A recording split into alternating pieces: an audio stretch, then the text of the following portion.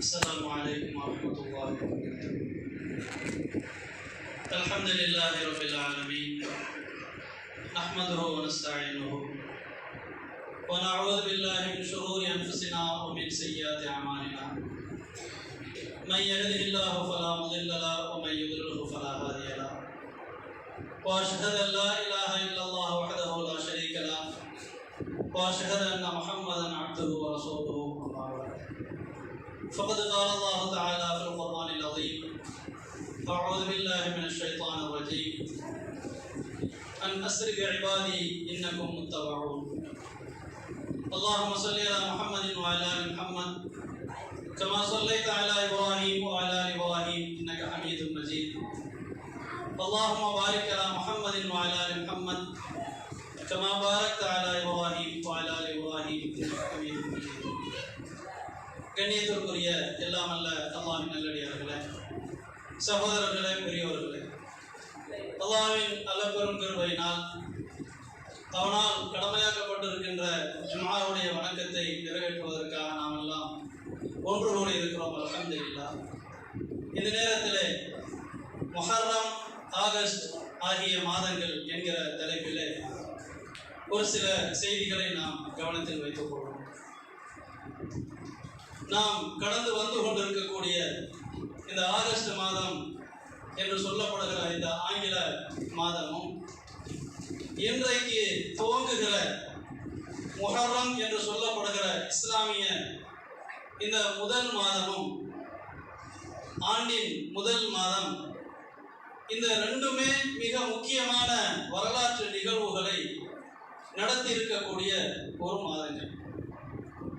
ஆகஸ்டை பொறுத்தமட்டில் இந்திய மக்களுக்கு மறக்க முடியாத, காலம் காலமாக அவர்கள் நினைத்து பார்க்கக்கூடிய சுதந்திர அந்த வரலாறு என்பது இந்த மாதத்தில் தான் நடந்திருக்கிறது. 1947 இது இந்திய விடுதலையின் முக்கியமான ஒரு நாள். ஆனால் முஹர்ரம் என்று சொல்லப்படுகிற அந்த மாதம் மனித குலத்திற்கே மறக்க முடியாத ஒரு நாள். இந்த மனித குலம் அடிமை நிலையிலிருந்து சுய மரியாதையோடு தன்மானத்தோடு வாழ்வதற்கு முக்கியமான ஒரு பாடத்தை நடத்தி காட்டிய ஒரு மாதம்தான் முஹர்ரம் மாதம். அல்லாஹ் ரப்பல் ஆலமீன் நீண்ட நெடிய மூசா அலைஹிஸ்ஸலாம் அவர்கள் குறித்த ஃபிரௌனை பற்றிய வரலாறை குர்ஆனில் பல்வேறு இடங்களில் எந்த நாட்டை சார்ந்த ஆணாக பெண்ணாக இருந்தாலும், எந்த மொழி பேசக்கூடியவர்களாக இருந்தாலும், தனி நபரோ அல்லது அரசாங்கமோ யாராக இருந்தாலும் அவர்களுக்கு உன்னதமான ஒரு பாடத்தை, அனுபவ பாடங்களை சொல்லித்தரக்கூடிய வரலாற்று நிகழ்வுகளை அல்லாஹ் இந்த மாதத்தில் நடத்தி காட்டி நமக்கெல்லாம் பாடமாக சொல்லித் தருகிறான். ஃபிரௌன் வாழ்ந்த காலத்தில் மூசா நபி இறை தூதராக அனுப்பப்படுகிறார்கள். அவன் மூசா நபியின் சமூகத்தை, இஸ்ரவேல் சமூகத்தை அடிமையாகவே நடத்தி கொண்டிருந்தான். ஏனென்று கேட்பாரற்ற ஒரு அடிமைகளாக அவர்கள் இருந்தார்கள். நுரீது அன்னமுன் அலல்லதீன ஸ்துதிஃபு ஃபில் அர்த் வனஜஅலஹும் அய்மா வனஜஅலஹுல் வாரிதீன். ஃபிரௌனால் அடிமைப்படுத்தப்பட்ட, பலவீனமாக நடத்தப்பட்ட ஒரு சமூகத்தை சிறந்த தலைவர்களாக மாற்ற வேண்டும் என்று நான் முடிவு செய்துவிட்டேன், இறைவன் கூறுகிறான். அவர்கள் வாழ்ந்த அந்த காலத்தில் பல்வேறு சமூக மக்கள் இருந்தாலும் இஸ்ரவேல் சமூகத்தை மாத்திரம் ஒரு கீழ்நிலை மக்களாக, இன்றைக்கு எப்படி ஜாதி அடிப்படையில் இந்தியாவில் இன்றைக்கும் அந்த கொடூரங்கள் தொடர்ந்து கொண்டிருக்கிறதோ, இறைவன் அருளால் இஸ்லாமிய சமூகம் அந்த வாடையை கூட உணராமல் இருந்து விட்டோம். உணரக்கூடிய ஒரு வாய்ப்பை எல்லாம் நமக்கு தரவில்லை. கடந்த காலங்களில் நமது முன்னோர்கள் அதன் கொடுமைகளை, கொடூரங்களை மிகப்பெரிய அளவிற்கு அனுபவித்திருக்கிறார்கள், உணர்ந்து இருக்கிறார்கள். பல்வேறு கேவலங்களையும் இழிவுகளையும் சுமந்து வாழ்ந்து கொண்டிருந்திருக்கிறார்கள். ஒரு காலகட்டத்தில் ஜாதியின் பெயரால் சமூக உயர்ந்த தாழ்ந்த அடித்தட்டு என்கிற அந்த ஒரு நிலையை கடந்திருக்கிறார்கள். இதை விட பல 100 மடங்கு கொடூரங்களை, கொடுமைகளை சந்தித்தவர்கள் தான் இஸ்ரவேல் சமுதாய மக்கள். அவர்கள் குலத்தில் ஒரு ஆண் பிள்ளை பிறப்பதற்கு கூட உரிமை இல்லை. இவர்கள் பிறந்து விட்டால் படிக்க கூடாது, வேதத்தை ஓதக்கூடாது, நீ எங்களுக்கு சமமாக அமர்ந்து சாப்பிடக்கூடாது, நாங்கள் கற்கிற கல்வியை கற்க கூடாது, அப்படி கற்க முயற்சித்தால் பல்வேறு எக்ஸாம்களை போட்டு நீட் போன்ற பல்வேறு தடைகளை எல்லாம் போட்டு கூட நாங்கள் தடுக்க முயற்சிப்போம் என்று இன்றைக்கு பாசிச அரசாங்கங்கள் அந்த ஒரு உயர்வு தாழ்வு நிலையை தொடர்ந்து கொண்டிருப்பதை, அந்த கொடூரம் வேறு வகையில் தொடர்ந்து கொண்டிருப்பதை பார்க்கிறோம். ஆனால் ஃபிரௌன் வாழ்ந்த காலகட்டத்தில் ஒரு ஆண் பிள்ளை பிறப்பதற்கு கூட உரிமை இல்லை. அப்படியும் மீறி பிறந்து விட்டால், இஸ்ரவேல் சமூகத்தில் ஒரு ஆண் பிள்ளை பிறந்து விட்டால் உடனடியாக காவல்துறை வந்து நின்று அந்த குழந்தையை அறுத்து பலியிட்டு கொன்று விடுவார்கள். பெண் பிள்ளைகளுக்கு தான் பிறப்பதற்கு உரிமை, ஆண் பிள்ளைகளுக்கு பிறப்பு உரிமை கூட கிடையாது, வாழ் உரிமை கிடையாது என்கிற அளவிற்கு கொடூரங்களை சந்தித்த ஒரு சமூகம் தான் இஸ்ரவேல் சமூகம். அந்த சமூகத்தை அந்த கொடுமையான அடிமை நிலையிலிருந்து விடுதலை பெறுவதற்கு என்று அல்லாஹ் ரப்பல் ஆலமீன் மூசா நபியை அனுப்பி வைக்கிறான். அந்த விடுதலை எதன் மூலமாக தெரியுமா கிடைக்கும்? அல்லாஹ்வை வணங்குங்கள், ஏகத்துவத்தை நீங்கள் கடைபிடியுங்கள், தௌஹீத் அடிப்படையில் வாழுங்கள். அப்போதுதான் மனிதன் என்கிற அந்த அடிமை தளத்தில் இருந்து இறைவனுக்கு முன்னால் நீ ஒரு முழுமையான மனிதனாக அடிமையாக வாழ முடியும் என்கிற ஒரு கருத்தை மூசா நபி அவர்கள் அங்கே முன்வைக்கிறார். இந்த ஒரு கொள்கை அடிப்படையில் மிகப்பெரிய போராட்டங்கள் மூசா நபி அவர்களுக்கும் ஃபிரௌனுக்கும் இடையிலே நடந்து கொண்டிருக்கிறது. சொல்ல போனால் அவர்கள் வாழுகிற காலம் வரைக்கும் பல்வேறு நெருக்கடிகளை இந்த ஏகத்துவத்தை பேசிய ஒரே காரணத்திற்காக மன உடல் ரீதியான பல்வேறு கேவலங்களை மூசா நபி அவர்கள் சந்திக்கிறார்கள். சமூகத்திலேயே தெளிவாக பேசுகிறான். சொல்கிறான், விரல் அசைவு இந்த நைல் நதி என் விரல் அசைவுக்கு கட்டுப்படுகிறது. அப்படிப்பட்ட நான் சிறந்தவனா? கொன்னி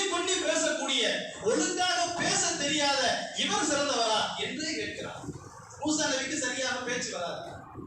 ஒலா யகாது யுபீன், தெளிவா பேசக்கூட தெரியாது.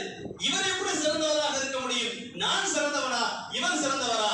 இவர் எப்போது சிறந்தவர் இல்லையோ இவர் பேசுகிற கருத்தும் அது உண்மையானது அல்ல என்பதை போன்று வெளி தோற்றத்தை வைத்தெல்லாம் அவரை இழிவுபடுத்தினான், கேவலப்படுத்தினான். அப்படி பல்வேறு வகையான கொடூரங்களை சந்தித்து அல்லாஹ் ரப்பல் ஆலமீன் ஒரு கட்டத்தில் மூசா நபிக்கு சொல்கிறான், மூசாவே, குறிப்பிட்ட ஒரு இரவில் இஸ்ரவேல் மக்களை எல்லாம் அழைத்துக் கொண்டு நீங்கள் பயணம் புறப்படுங்கள் என்று ஒரு குறிப்பிட்ட ஒரு பகுதியை நோக்கி பயணம் செல்ல சொல்கிறான். அவர்கள் மக்களை எல்லாம் திரட்டி கொண்டு கிளம்புகிறார்கள். இரவோடு இரவாக அந்த ஊரை விட்டு கிளம்புகிறார்கள். மறுநாள் காலையில ஃபிரௌனுக்கும் அந்த படையினருக்கும் தெரிகிறது, சின்னஞ்சிறு கூட்டம், பலவீனமான ஒரு கூட்டம், அடிமைகளாக இருந்தவர்கள் நமது கண்களிலேயே கத்தியை விட்டு ஆட்டி விட்டார்களே என்று கோபம் கொந்தளித்து பெரும் பெரும் படைகளை எல்லாம் திரட்டிக் கொண்டு அவர்களை சும்மா விடக்கூடாது என்று படைகளை திரட்டிக் கொண்டு இவர்கள் சென்ற திசையை நோக்கி வருகிறான். கடைசியில் கடலுக்கு முன்னால் போய் இஸ்ரவேல் மக்கள் இருக்கிறார்கள். பின்னால் ஃபிரௌனின் படை வந்து விடுகிறது. ஃபிரௌனுடைய அந்த படையை பார்த்த மாத்திரத்தில் இஸ்ரவேல் மக்கள், மூசாவை நன்றாக மாட்டிக்கொண்டோமே, அங்கிருந்தால் கூட ஏதோ வாழ்ந்து இருக்கலாம், ஆனால் இப்படி வந்து நீங்கள் மாட்டிவிட்டீர்களே, முன்னால் கடல் பின்னால் படை, என்ன செய்வது என்று நினைக்கும் போது அல்லாஹ் ரப்பல் ஆலமீன் யாரும் எதிர்பார்க்காத ஒரு வழியை, கடலை பிளந்து அல்லாஹ் வழியை கொடுக்கிறான். அந்த கடலுக்குள்ளே அவர்கள் செல்கிறார்கள். கடலுக்கு அந்த பக்கம் சென்ற பிறகு அவர்கள் பயணித்துக் கொண்டிருக்கிறார்கள். யோசிக்காமல் இந்த படையும் உள்ளே இறங்கி விடுகிறது. அவர்கள் வெளியேறிய உடனேயே இந்த படை அழிக்கப்பட்டு விடுகிறது, அதோடு நாசமாக்கப்பட்டு விடுகிறார். எந்த நாளில் இந்த ஃபிரௌன் அழிக்கப்பட்டு அந்த மக்கள் கடலில் இருந்து வெளியேறி சென்றார்களோ, விடுதலை பெற்றார்களோ, அதுதான் ஆஷுரா நாள், முஹர்ரம் 10ஆம் நாள். அந்த 10ஆம் நாளை தான் நபிகள் நாயகம் ஸல்லல்லாஹு அலைஹி வஸல்லம் அவர்கள் சிறப்பிற்குரியதாக சொல்லி நோன்பு வைக்க வேண்டும் என்று சொன்னார்கள். 9ஐயும் சேர்த்து நோன்பு வையுங்கள் என்று சொல்லி தந்தார்கள். இதுவெல்லாம் நம் கவனத்தில் இருக்கக்கூடிய ஒரு வரலாறு. ஆனால் முஸ்லிம்களிடத்திலே, குறிப்பாக நமதூர் மக்களிடத்திலே இந்த ஆஷுரா என்பது அது பஞ்சாபாகவும் மௌலூதாகவும் வேறு சில ஒரு விதாத்துகளாக, அனாச்சாரங்களாக அது வெளிப்பட்டுக் கொண்டு இருந்தது. இன்றைக்கு குறைந்து விட்டது. ஆனாலும் கூட சில மக்கள் அது ஹசனார் ஹுசைனார் பெயரால் வேறு வகையான சில சடங்குகளை, சம்பிரதாயங்களை, விதாத்துகளை செய்து கொண்டு இருக்கிறார்கள். இது மார்க்க அடிப்படையில் மிகப்பெரிய பாவம் என்பதை நாம் உணர்ந்து கொள்ள வேண்டும். அது எந்த ஒரு விஷயமாக இருந்தாலும் சரி. சொல்ல போனால் வைக்கக்கூடிய நோன்பை கூட, ஆஷுரா நோன்பை கூட அல்லாஹ் மனித குலத்திற்கு ஃபிரௌனிடமிருந்து விடுதலை கொடுத்த நாள் என்பதை தாண்டி ஹுசைன் அவர்களுக்கு ஷஹீதாக்கப்பட்ட நாள் என்று ஷியாக்கள் என்பவர்கள், அவர்கள் இஸ்லாமிய கொள்கை இல்லாதவர்கள், அந்த கொள்கையை எடுத்துக்கொண்டு நாங்களும் முஸ்லிம்கள் என்று நினைக்கக்கூடிய மக்கள் செய்து கொண்டிருக்கிறார்கள். இது மார்க்க அடிப்படையில் முழுக்க முழுக்க அல்லாஹ்விற்கு எதிரானது, அல்லாஹ்விற்கு விருப்பம் இல்லாதது, கோபத்தை ஏற்படுத்தக்கூடியது என்பதை முதலாவதாக நாம் கவனத்தில் வைத்துக் கொள்ள வேண்டும். இப்போ மனித குலத்திற்கு அல்லாஹ் விடுதலை கொடுத்த ஒரு நாள் தான், ஒரு மாதம் தான் இந்த ஆஷுரா, இந்த முஹர்ரம் என்கிற மாதம். இது ஆழமாக பதிந்ததன் காரணமாகத்தான் இஸ்லாமிய மக்களிடத்திலே மனிதன் என்கிற ஒரு அடிமைக்கு நான் அடிமையாக இருக்க முடியாது, உண்மையான எஜமானுக்கு தான் அடிமையாக இருக்க வேண்டும். இதுதான் தௌஹீதின் வேர். சொல்ல போனால் தௌஹீத் என்றால் அதுதான். படைப்புக்கு நான் அடிமையாக இருக்க முடியாது, படைத்தவனுக்கு தான் அடிமையாக இருக்க முடியும் என்பதுதான் தௌஹீதின் சாராம்சம். அது ஆழமாக பதிந்ததன் காரணமாகத்தான், முஸ்லிம்களுடைய அந்த கலிமாவிலேயே அது உள்வாங்கப்பட்டதன் காரணமாகத்தான் எந்த நாடாக இருந்தாலும் அரசியல் அடிப்படையில் அரசாங்கங்கள் செய்யக்கூடிய உரிமை மீறலோ அல்லது கொடூரங்களோ அல்லது அடக்குமுறைகளோ அத்துணையும் எதிர்ப்பதிலே முஸ்லிம்கள் முதலிடத்தில் இருந்தார்கள். சொல்ல போனால் முஸ்லிம்கள் இருந்துதான் மற்ற மக்கள் கூட அந்த உரிமை போராட்டங்களை விழிப்புணர்வு பெறக்கூடியவர்களாக இருந்தார்கள். இந்த 1947 விடுதலை பெற்றது இருக்கிறது. அது ஒரு ஆண்டில் ஒரு மாதத்தில் வரவில்லை. கிட்டத்தட்ட 200-300 ஆண்டுகளுடைய தொடர் போராட்டம். அப்போதெல்லாம் நடத்தியவர்கள் யார்? சுதந்திரம் என்கிற அந்த பரிசை வேண்டுமானால் வாங்கியவர்கள் சில அன்றைக்கு வாழ்ந்த தலைவர்களாக இருக்கலாம், அன்றைக்கு அறியப்பட்ட மக்களாக இருக்கலாம். ஆனால் வேறு என்று சொல்லி பல நூற்றாண்டுகளாக நடந்தவர்கள், கடந்து வந்தவர்கள் இருக்கிறார்கள். குறிப்பாக சொல்ல போனால் மிக எளிமையாக சுதந்திர வரலாற்றை புரிய வேண்டும் என்று சொன்னால், வீட்டை இழந்தவர்களுக்கு தான் அந்த இழப்பின் வேதனை, அருமை தெரியும். அதன் அடிப்படையில் தான் அவர்கள் போராடி இருக்கிறார்கள் என்பதை எல்லா மக்களும் எளிமையாக புரிந்து கொள்ளலாம். ஒருவன் காலமாக ஒரு வீட்டில் வசித்துக் கொண்டிருக்கிறான். ஒரு அநியாயக்காரன் வந்து அடாவடி அந்த வீட்டை கைப்பற்றிக் கொண்டான் என்றால் அந்த வெளியேற்றப்பட்டவனுக்குத்தான், உண்மையாக வாழ்ந்தவனுக்குத்தான் அதன் வேதனையும் வலியும் கடுமையும் புரியும். அதன் அடிப்படையில் தான் இந்தியாவில் பல 100 ஆண்டுகளாக அதை அற்புதமான முறையில் கட்டி அமைத்தவர்கள் இஸ்லாமிய மன்னர்கள். இந்தியா என்கிற ஒரு பெயர் இல்லாத அளவிற்கு இருந்த ஒரு பல்வேறு குட்டி குட்டி ஊர்களும் நாடுகளாக கருதப்பட்ட ஒரு நீண்ட நெடிய பாரம்பரியமிக்க ஒரு பகுதியை அனைத்தையும் இணைத்து தெரு தெருவாக, வீடு வீடாக என்பதாக, ஊர் ஊராக, பகுதி பகுதியாக இணைத்து ஒரு பிரம்மாண்டமான மேப்பை கொடுத்து, ரூட்டை கொடுத்து, அடையாள கற்களை எல்லாம் அமைத்து வைத்து, காசு பணம் என்று எல்லா அடையாளங்களையும், பத்திரப்பதிவு அனைத்து விஷயங்களையும் சன்னம் சன்னமாக கட்டி அமைத்து அதை அழகு பார்த்து அவர்களை கொண்டு வந்து வீட்டை விட்டு வெளியேறு என்று சொல்லி ஆங்கிலேயர்கள் கொடூரமாக வெளியே தள்ளுகிறார்கள். அடிமைகளாக அவர்களை நடத்துகிறார்கள். அதன் வேகம், அதன் கோபம், கொந்தளிப்பு இருந்து கொண்டே இருக்கிறது. அதன் காரணமாகத்தான் வங்காளத்தில் சிராஜ் தௌலா என்கிற மன்னர் தானே களத்தில் இறங்கினார். அதோடு மட்டுமல்ல, பல்வேறு பகுதிகளில், டெல்லியில் பல்வேறு உலமாக்கள், பல்வேறு ஆட்சியாளர்கள் பகதூர் ஷாவின் தலைமையிலே மிகப்பெரிய போராட்டங்களை எடுத்து நடத்தினார்கள். இங்கே தென்னகத்திலே திப்பு சுல்தான் என்கிற மன்னர் களத்தில் போராடி அவர் கொல்லப்பட்டார். அவ்வளவு பெரிய கொடுமைகளை எல்லாம் உலக வரலாற்றிலே களத்தில் நேரடியாக நின்று ஒரு அரசியல் தலைவனாக நின்று ஒரு உலக அரசியலுக்காக கொல்லப்பட்டான் என்று ஒரு மன்னரை கூட பெரும்பாலும் பார்க்க முடியாது. அவ்வளவு பெரிய ஒரு ஈர்ப்பு, அவ்வளவு பெரிய நாட்டின் மீது உள்ள அவ்வளவு பெரிய பாசம், அவ்வளவு பெரிய ஒரு காதல். ஆனால் இன்றைக்கு தேசியம் என்று வாய் சவடால் மட்டுமே இருக்கக்கூடிய அரசியல் தலைவர்கள் வாழக்கூடிய காலகட்டத்தில் இன்றைக்கு நாம் பார்த்துக் கொண்டிருக்கிறோம். இவ்வளவு பெரிய கட்டி அமைத்தவர்கள் வெளியேற்றப்படும் போது அதன் உணர்வை, அதன் வேகத்தை அவர்கள் புரிந்து கொண்டார்கள். அதை மீட்டெடுக்க வேண்டும். நான் வாழ்ந்த அந்த வீட்டை நான் உரிமையோடு வாழ வேண்டும், என் சந்ததி வாழ வேண்டும் என்பதற்காக போராடினார்கள். கிட்டத்தட்ட 200-300 ஆண்டுகளாக போராடியதன் விளைவுதான் பல்வேறு பகுதிகளிலே இயற்கையாக, அந்த இயற்கைக்கு காரணம் மனிதனுக்கு அடிமையாக இருக்கக்கூடாது என்பதுதான் அடிப்படை. அந்த இயற்கையான எண்ணத்தின் காரணமாக பல்வேறு பகுதிகளிலே போராடுகிறார்கள். இந்த சுதந்திர போராட்டம் என்பது வடநாட்டிற்கு மாத்திரம் சொந்தமானதல்ல, இந்தியா முழுவதும் சொந்தமானது. கேரளத்தில், தமிழகத்தினுடைய ஒவ்வொரு மாவட்டத்தில், நமது மாவட்டத்தில் கூட அதனுடைய துளிகள், இரத்த துளிகள் எல்லாம் பரவலாக இருக்கிறது. அனைத்தும் மறக்கப்பட்டோம். அது குறித்த சிந்தனை கூட இல்லாமல் வரலாறுகளை பேசும்போது, நினைவுபடுத்தும் போது நாம் எல்லாம் வேடிக்கை பார்க்கக்கூடிய மக்களாக நிறுத்தப்பட்டு விட்டோம். காரணம் என்ன?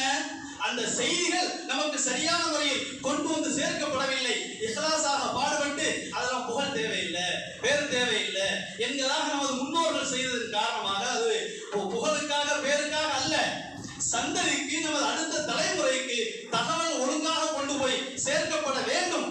ஆனாலும் கூட அதை மறந்தவர்களாக இன்றைக்கு நாம் வாழ்ந்து கொண்டிருக்கோம். அப்ப இப்படியாக ஒரு இந்திய சுதந்திரத்தினுடைய அந்த வரலாற்றில் பல்வேறு வகையான தியாகங்களை செய்த சமுதாயம் தான் ஒரு அந்நியர்களை போன்று, சொல்ல போனால் முன்பெல்லாம் உங்களுக்கு என்னப்பா இங்க வேலை, நீ எதுக்கு உரிமையை கேட்கிற என்கிற அளவிற்கெல்லாம் இருந்தது. இன்றைக்கு அதுவெல்லாம் அல்லாஹ்வுடைய அருளால் கொஞ்சம் கொஞ்சமாக மாறிக்கொண்டு இருக்கிறது. இப்போ இந்த ஒரு சுதந்திர போராட்டத்தினுடைய மறு வடிவமாக நாம் வேறு வகையான சில முயற்சிகளை, சில உழைப்புகளை நாம் எடுக்க வேண்டியது இருக்கிறது. அது என்னவென்று சொன்னால், முன்னோர்கள் அவர்கள் உடல் பொருளாதார ரீதியான பல்வேறு தியாகங்களை செய்து இந்த நாட்டிற்கு விடுதலைக்கான முயற்சியை, வேலை, இரத்தத்தை அவர்கள் தயாரித்து வைத்திருந்தார்கள். இன்றைக்கு வாழக்கூடிய நாம் நமது முயற்சி வேறு வகையில் நாம் அமைத்துக் கொள்ள வேண்டியது இருக்கிறது. குறிப்பாக சொல்ல போனால், இஸ்லாம் சொல்லித் தரக்கூடிய மனிதநேய பணிகள். இஸ்லாம் என்று சொன்னாலே அது பிறருக்கு நலன் நாடுதல் என்பதுதான் அடிப்படை, இஸ்லாத்தினுடைய அடிப்படை. நபி அவர்கள் சொல்லித் தருவார்கள், அல் முஸ்லிமோ மன் சலிமல் முஸ்லிமோன மின் லிசானிஹி வ யதிஹி. முஸ்லிம் என்று சொன்னால் அவரால் முஸ்லிம்கள், சக முஸ்லிம், அவரது நாவாலோ அவரது கரங்களாலோ எந்த ஒரு துன்பத்திற்கும் ஆளாகக்கூடாது. சொல்ல போனால் நாவாலும் கரத்தாலும் ஏற்படக்கூடிய நெருக்கடிகளில் இருந்து, துன்பங்களில் இருந்து நிம்மதியும் அமைதியும் எவர் கொடுக்கிறாரோ அவர்தான் முஸ்லிம். முஸ்லிம்களுக்கு என்று சொன்னால் முஸ்லிம் அல்லாத மக்களுக்கு கொடுக்கலாம் என்ற அர்த்தம் அதல்ல.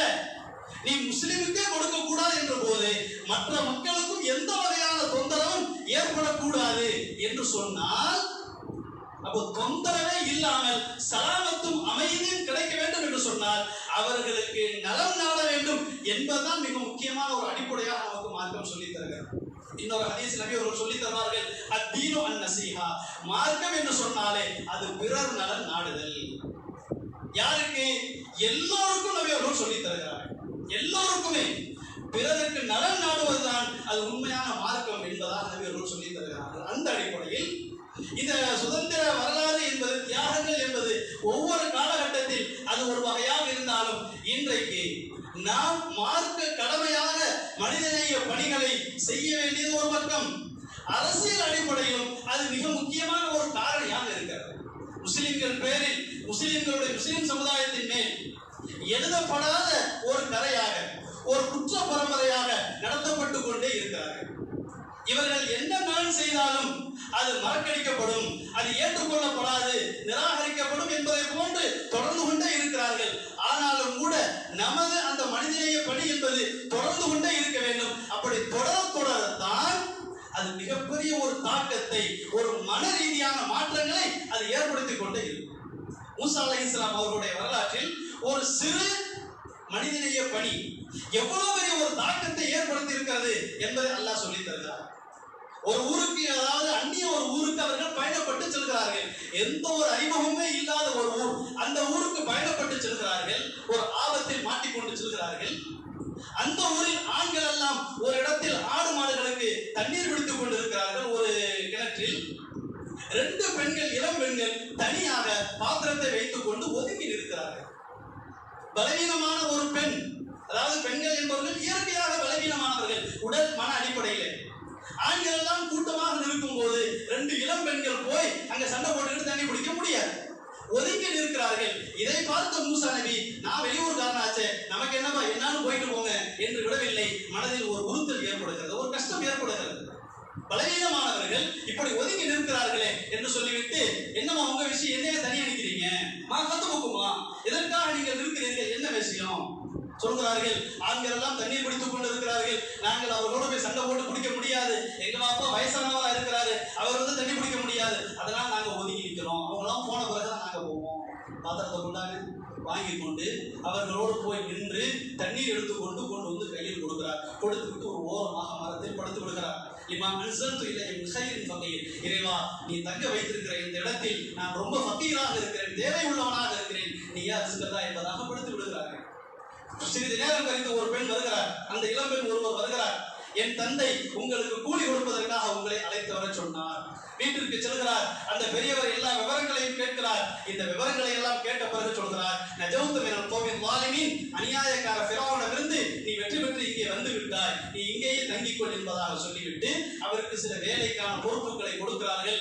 அதற்கு பிறகு அந்த குடும்பத்தில் அவர் வேலை செய்து, அவர் தனது மகள்களில் ஒருவரை திருமணம் செய்து கொடுத்து, அந்த திருமணம் முடித்த பிறகு மூசா நபி அவர்கள் மீண்டும் எகிப்திற்கு வருகிறார்கள். அப்படி வரும்போதுதான் அவர்கள் இறை தூதர் என்கிற ஒரு பொறுப்பை அல்லாஹ் வழங்குகிறான்.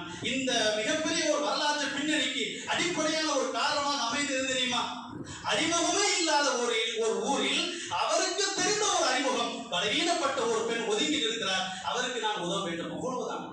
அது எவ்வளவு பெரிய ஒரு தாக்கத்தை ஏற்படுத்துகிறது அந்த குடும்பத்தில். அந்த பெரியவரிடத்தில் தாக்கம், அந்த பெரியவர் அதன் மூலமாக அவரை ஆதரித்து பணிவிடை செய்ய வைத்து சுமார் 10 ஆண்டுகளுக்கு பிறகு அவருக்கு மனமுடித்து கொடுத்து, அவர் மனமுடித்து செல்லும் போதுதான் நபியாக மாறுகிறார் என்கிற ஒரு வரலாற்றை சொல்ல போனால், மூசா நபி இயற்கையாக பயம் அதிகம் உள்ளவர். எனக்கு பேச்சு வராது, எனக்கு பயம் அதிகம் என்பதாக அல்லாஹ்விடத்தில் துஆ செய்கிறார். அவ்வளவு பயம் உள்ளவர்களுக்கு அல்லாஹ் ஒரு தைரியத்தையும் ஒரு தன்னம்பிக்கையும் கொடுத்தான் என்று சொன்னால், அதற்கு அடிப்படையாக அமைந்தது எது? 2 குடத்துல தண்ணி எடுத்து கொடுத்தது. அப்ப அந்த மனிதனை எப்படி எவ்வளவு பெரிய தாக்கத்தை ஏற்படுத்துகிறது. இப்ப நாம என்ன நினைக்கிறோம், மனிதநேய பணி என்பது உதாரணமா ரத்த தானம் என்கிற ஒரு பணியை நம்ம ஜமாத்து கையில் எடுத்திருக்கிறது. இந்த கொரோனா என்கிற ஒரு சிரமமான ஒரு காலகட்டத்தில் சொல்ல போனால் நோய் எதிர்ப்பு சக்தி என்பது இதற்கு முக்கியமான ஒரு மருந்து. அந்த நோய் எதிர்ப்பு சக்தியிலே ரத்தம் என்பது மிக முக்கியமான ஒரு பங்கு வகிக்கிறது. ஆனால் இந்த காலத்தில் ஒரு பயங்கரமான ஒரு தொற்று ஏற்பட்டிருக்கக்கூடிய, மக்கள் பாதிக்கப்பட்டிருக்கக்கூடிய இந்த காலகட்டத்திலே அவசரமான ஒரு பணியாக இன்றைக்கு நம்ம ஜமாத்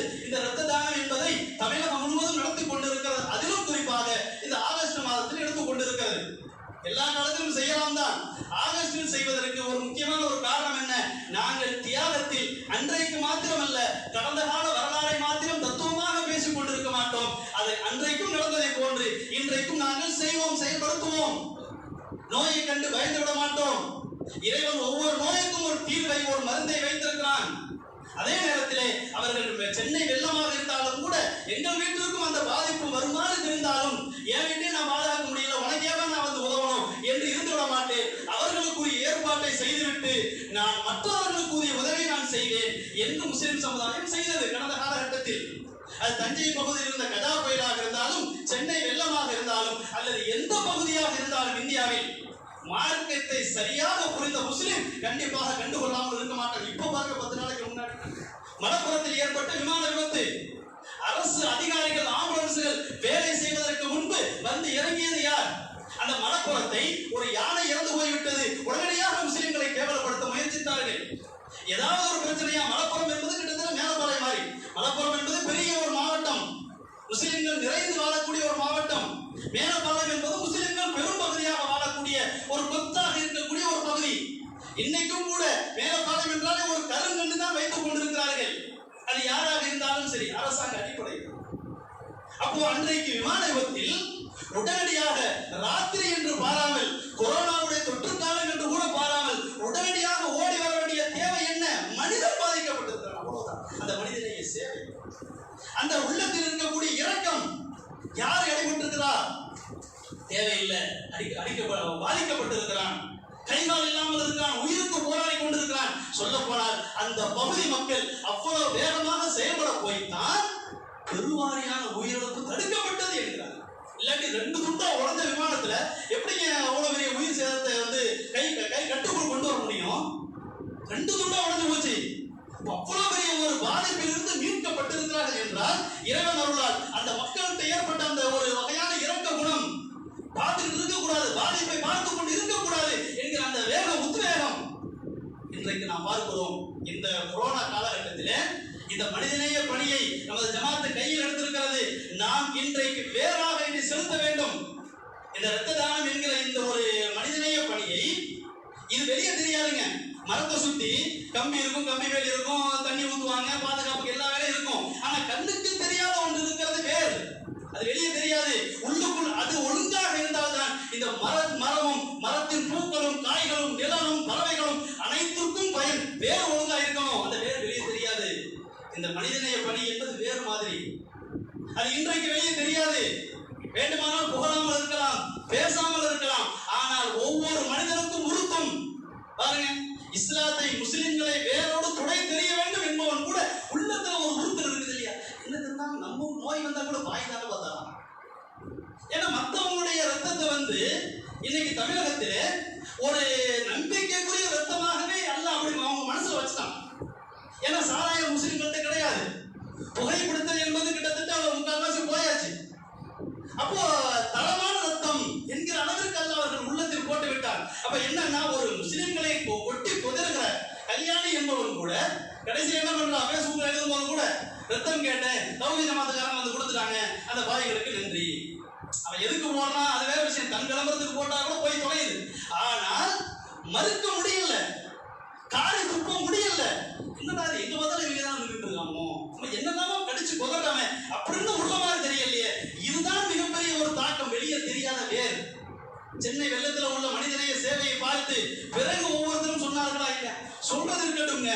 இன்னைக்கும் கூட பாருங்க, இந்த கொரோனா காலகட்டத்துல எவ்வளவு பெரிய ஒரு கேவலத்தை ஏற்படுத்தினார்கள். அரசாங்க ரீதியாக பப்ளிக் இத்தனை கேவலப்படுத்தினார்களா இல்லையா?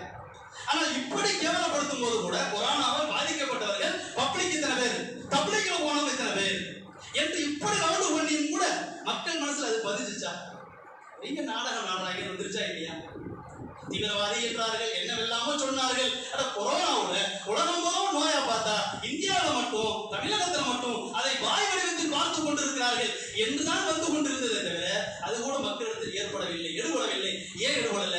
வேறு அந்த மாதிரி ஆளுகை இல்ல, பரப்புற ஆளுகை இல்ல. பரப்ப வேண்டிய தேவை என்ன? எவனாச்சும் நோயை தாமேல ஏற்றிக்கிட்டு கொண்டு போவானா? முதல்ல அவன் செத்துருவானே என்கிற சாதாரணமான ஒரு புரிதல். அது மட்டும் இல்லாமல் பரவலாக பார்க்கிறார்கள். அப்படி கிடையவே கிடையாது. மக்களுடைய பழக்க வழக்கங்களை பாருங்க, பேசும்போது கொள்ளும்போது பாருங்க, ஏதாச்சும் இந்த மாதிரி ஒரு காழ்ப்புணர்வு தெரியுதா? இவர்கள் வேண்டுமானால் மாறி மாறி மீடியாக்களில் காட்டுவார்களே தவிர, அறிக்கையாக விட்டுக் கொண்டிருப்பார்களே தவிர, மக்கள் மனதில் அது இல்லை. மனதில் இல்லாதனால தான் வாயிலையும் வரவில்லை, பார்வையிலும் இல்லை. என்றும் பார்ப்பதில்லை. காரணம் என்ன? கண்களுக்கு தெரியாத அந்த வேர், மனிதநேயம் என்று சொல்லப்படுகிற அந்த வேர். தமிழகத்தில் எந்த ஒரு நபராக இருந்தாலும், முஸ்லிம் அல்லாத நபர்களாக இருந்தால் சாதாரணமான ஒரு பார்வை வந்து விட்டது, ரத்தம் என்றால் அது இவங்க தான் தருவாங்க, அதுவும் நம்பிக்கையா இருக்கும், காசு போட வாங்க மாட்டாங்க, அதன் ரீதியா வேற எதிர்பார்ப்பு இருக்காது என்கிற அளவிற்கு ஒரு மன ரீதியான ஒரு தாக்கத்தை அல்லாஹ் ஏற்படுத்தி இருக்கிறானா இல்லையா? இவ்வளவு ஒரு சிறந்த ஒரு இந்த மனிதநேய சேவையை இன்ஷா அல்லாஹ் நாளைக்கு நமது மர்கஸில் வைத்து ஜமாத்தின் சார்பாக நடத்தப்படவிருக்கிறது. நாம் எல்லோருமே மனம் உவந்து தாராளமான முறையிலே நமது அந்த ரத்தங்களை தானமாக வழங்கி, காலத்திற்கும் இது ஒரு மிகப்பெரிய ஒரு நன்மை தரக்கூடிய ஒரு சாதாரணமான ஒரு செயல். ஏன்னா உயிரோட வாழ்ந்துட்டு இருக்கான்னா அவன் ரத்தத்தை தோண்டி பார்க்க போறது இல்லை, இது யார் ரத்தம்னு. ஆனா ஓடிக்கிட்டே இருக்குதா இல்லையா? அவனுக்கு ஓடும், அவன் சந்ததிக்கு ஓடும். அப்ப நான் கொடுத்த ஒரு நேரம் கொடுத்த அந்த ரத்தம் அவனுக்கு ஏதோ ஒரு வகையில் ஏற்றப்பட்டிருக்கிறது என்றால் அது காலத்திற்கு ஓடிக்கொண்டிருக்குமே. நாம் மறந்துட்டிருக்கலாம், நாம் இல்லாமல் இருக்கலாம், ஆனால் நாம் கொடுத்த அந்த தானம் அது வேலை செய்து கொண்டிருக்கிறதா இல்லையா? இவ்வளவு ஒரு அற்புதமான இந்த பணியை நாம் சாதாரணமாக எடுத்துக்கொள்ளாமல் மனம் ஓந்து தாராளமான முறையிலே, முழுமையான முறையிலே வழங்க வேண்டும். அல்லாஹ் ரப்பல் ஆலமீன் அதற்கு அருள் செய்வானாக என்று கூறி உதவுகிறேன்.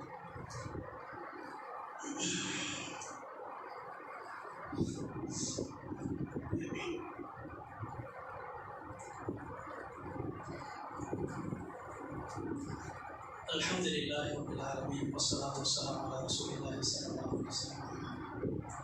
அன்பிற்குரிய சகோதரர்களே, பெரியவர்களே, இன்ஷா அல்லாஹ் நாளை காலை சுமார் 10 மணியிலிருந்து மதியம் வரைக்கும் மர்கஸில் வைத்து இங்கே வச்சு இரத்த தான முகாம் நடைபெறுகிறது. அதற்கு அடுத்த நாள் ஞாயிற்றுக்கிழமை மஸ்ஜிதுல் அக்ஸா கிளை சார்பாக இரத்த தான முகாம் ரெட்ரோஸ் என்று சொல்லப்படுகிற ஸ்கூலில் வைத்து இந்த ரத்தத்துக்கு பக்கத்தில் அங்கே வச்சு நடைபெற இருக்கிறது. அந்த பகுதியில் இருக்கக்கூடிய மக்கள் தாராளமான முறையில் அங்கு நாம் வழங்க வேண்டும். இந்த இன்ஷா அல்லாஹ் நாளைக்கு நடத்தப்படக்கூடிய அந்த முகாமில் நாம் எல்லோரும் கலந்து கொண்டு நமது அந்த தானத்தை நாம் செய்ய வேண்டும். குறிப்பாக நான் ஏற்கனவே முதலில் சொன்னது போன்று, மலப்புரம் எப்படி ஒரு முக்கியமான, இந்தியாவிலேயே முக்கியமான ஒரு மாநிலமோ ஒரு பகுதியோ, அதே போன்று இந்திய அளவில் மேலப்பாளையம் என்பது மிக முக்கியமான ஒரு பகுதி. சொல்ல போனால் உலக அளவில் ஒரு வகையில ஃபேமஸ், அது வேற விஷயம். பல பகுதியில் நம்ம பகுதி மக்கள் இருக்கிறார்கள், அந்த வகையில் இருக்கலாம். ஆனால் இந்திய அளவிலே இது ஒரு முக்கியமான ஒரு பகுதி. கோவை என்பது ஒரு பகுதி, அது போன்று மேலப்பாளையம் என்பது. கொஞ்ச நாளைக்கு முன்னாடி இந்த வாசிச ராஜாங்கிறவன் மேலப்பாளையம் எப்படிப்பட்ட ஊர் தெரியுமா? குட்டி பாகிஸ்தான். அந்த ஊர்ல இருந்து நெல்லை கண்ணன் பேசினார் அப்படின்னு ஒரு பிரச்சனை வந்துச்சு போன வருஷம் நெல்லை கண்ணன் விஷயத்துல. அப்ப என்ன பேர் வச்சிருக்கான் பாத்தீங்களா? எப்படி ஊர் இருக்கு பாத்தீங்களா அவங்களுக்கு? ஆனால் இப்படி ஊர் இருந்தும் கூட அவன் கருத்து எடுபட மாட்டேங்குது. மீடியாக்கள் இருக்கிறது, அரசாங்கம் இருக்கிறது, அனைத்தும் இருக்கிறது. ஆனாலும் நினைத்ததை சாதிக்க முடியவில்லை என்கிற காழ்ப்புணர்வு, பொறாமை இருக்கிறது. ஏன் தெரியுமா? அவன் வாயில வந்தாலும் உள்ளத்துல வரமாட்டேங்குது. ஏன்னா அவன் குடும்பத்திலே ஒருத்தர் முஸ்லீம் ஆயிரம், சுப்பிரமணிய சாமி அவன் குடும்பத்தில் ஒருத்தர் முஸ்லீம் ஆயிரம். அப்ப தடுக்க முடியல. ஊர் உலகத்தில் அசிங்கமா பேசுறவங்க கூட குடும்பத்தை கட்டுப்படுத்த முடியல. அப்படி ஊடுருவிருது. ஊடுருவதற்கு காரணம் என்ன? கொள்கை. அந்த கொள்கை அடிப்படையில் உள்ள வாழ்க்கை. அப்ப குட்டி பாகிஸ்தான் சொல்லி அறிமுகப்படுத்துறாங்கன்னா, அப்ப நாம அப்படி எப்படி எதிர்கொள்ளணும்? அதை எப்படி செய்யணும்? அவன் பாகிஸ்தான் பேர் வைக்கிறது காரணம் வேற ஒரு மோசமான நிலையில அவன் சொல்றான். சொல்லணும், மனிதநேயத்துடைய முக்கியமான ஒரு பகுதி மேலப்பாளையம். தமிழகத்திலேயே நாங்கள் போட்டி போட்டுக் கொண்டு கொடுப்போம். எங்கள் ஜமாத்து முழுசா கொடுத்தாலும் நாங்கள் மேலப்பாளையம் என்பது இன்னும் சிறப்பாக நாங்கள் முதல் இடத்துல இருப்போம் என்கிற அளவிற்கு இன்ஷா அல்லாஹ் நாளை நடைபெறக்கூடிய அந்த நமது கிளை சார்பாக நடைபெறக்கூடிய அந்த இரத்த தான முகாமிலே நாம் எல்லோரும் நமது இரத்த தானத்தை தாராளமாக முறையில் வழங்க வேண்டும். சும்மாவுக்கு பிறகு நிர்வாகிகள் பேர் கேட்பாங்க. விரும்பக்கூடிய மக்கள் நீங்கள் பேரையும் ஃபோன் நம்பரையும் கொடுத்துட்டீங்கன்னா நாளைக்கு அவங்களுக்கு அதை கணக்கு வைக்கிறதுக்கு வசதியாக இருக்கும். இதில் வந்து நீங்கள் நமக்கு கொடுத்தா ஏதாச்சும் நம்ம நாங்கள் ஊதுருவோம் அப்படியாக இப்படியாங்கலாம் ஒன்றும் பயப்பட தேவையில்லை. கொடுக்காத மக்கள், கொடுத்து பழகாத மக்கள் எல்லா விதமான பாதுகாப்பு முறைகளையும் அமைத்து கொண்டுதான் அவர்கள் ரத்தம் எடுப்பான். இப்போ ஒருத்தர் வந்து விரும்புகிறாரு, நான் கொடுக்குறேன், ஆனா அவருக்கு அந்த தகுதி இல்லைன்னு நினைக்கிறேன், நோயோ பலவீனமோ அவங்க செக் பண்ணுவாங்க டாக்டர். இல்லைன்னா அவங்களே ரிஜெக்ட் பண்ணிடுவாங்க, வேணாம் பண்ணுவாங்க. இல்லை நான் கொடுத்தது நம்ம கத்தியை குத்தி எடுக்க போறது இல்லை, நம்ம கொடுத்தாலும் வாங்க மாட்டாங்க. ஏன்னா அவங்களுக்கு தெரியும் இந்த கண்டிஷன்ல இருந்தால் எடுக்கலாம் அப்படின்னு சொல்லி தான் இது பண்ணுவாங்க. அதனால தான் ஒன்றும் நம்ம கவலைப்பட தேவையில்லை. அப்படி எடுத்தாலும் கூட நமக்கு எந்த ஒரு பாதிப்புமே ஏற்படாது, எந்த ஒரு தெரியாது. சும்மா கொஞ்ச நாள் நமக்கு மீண்டும் அது ஊறிடும். அதனால் நம்ம கண்டுபிடிக்க போறதும் இல்லை, தானா அது வந்துருப்பது. நல்லா அப்படிதான் வச்சிருக்கிறோம். அதனால நம்ம வேறு வகையான எந்த ஒரு தயக்கம் இல்லாமல் தாராளமான முறையில் வளர்க்க வேண்டும். ஜும்மாவுக்கு பிறகு நிற்பாங்க, அவங்கள்ட்ட நீங்கள் ஃபோன் நம்பரும் பேர்களும் கொடுத்து இன்ஷா அல்லாஹ் அதற்கு ஒத்துழைக்குமாறு கேட்டுக்கொள்ளப்படுகிறது. வாஹிர் தவானா அல்ஹம்துலில்லாஹ்.